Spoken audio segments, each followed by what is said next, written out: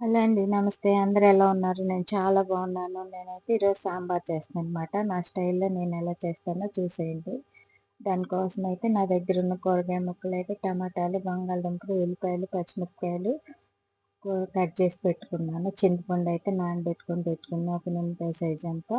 తాలింపయితే పెట్టుకుంటున్నాను. తాలింపు కోసం ఆవాలు, జీలకర్ర ఏసుకున్నాను. అది వేగిన తర్వాత ఉల్లిపాయ ముక్కలు, పచ్చిమిరపకాయ ముక్కలు, టమాటాలు మొత్తం వేసేసుకున్నాను. వేసుకొని పసుపేసుకొని ఇవి మగ్గే వరకు మూత పెట్టుకోవాలన్నమాట. మూత పెట్టేసుకొని మగ్గిన తర్వాత చింతపండు పులుసయితే పిసుక్కొని వేసుకోవాలి.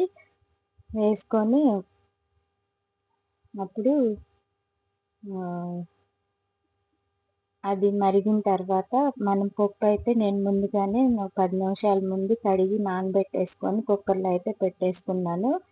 అదొక 5 విజిల్స్ వచ్చిందంటే బాగా ఉడికిపోతది.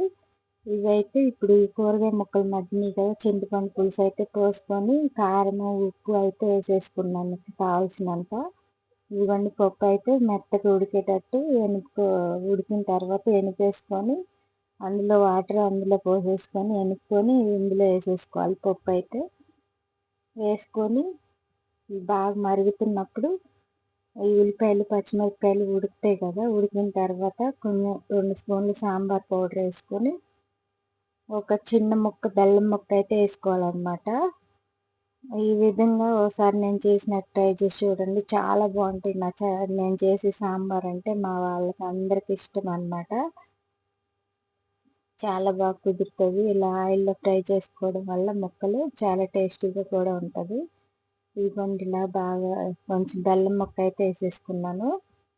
ఆయిల్ పైకి తేలే వరకు మరిగించుకుంటే ఉల్లిపాయ ముక్కలన్నీ ఉడికిన తర్వాత ఆయిల్ పైకి తేలిందంటే ఇక సాంబార్ ఉడికిపోయినట్టే. ఎంత బాగా మరిగించుకుంటే అంత టేస్టీగా ఉంటాయన్నమాట.